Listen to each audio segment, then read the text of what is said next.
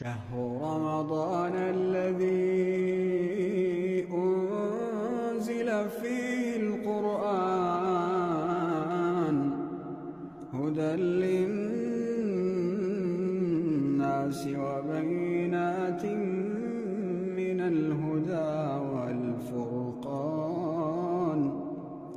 فمن شهد منكم الشهر فليصمه ومن كان مريضا أو على سفر فعدة من أيام أخر يريد الله بكم اليسر ولا يريد بكم العسر ولتكملوا العدة ولتكبروا الله على ما هداكم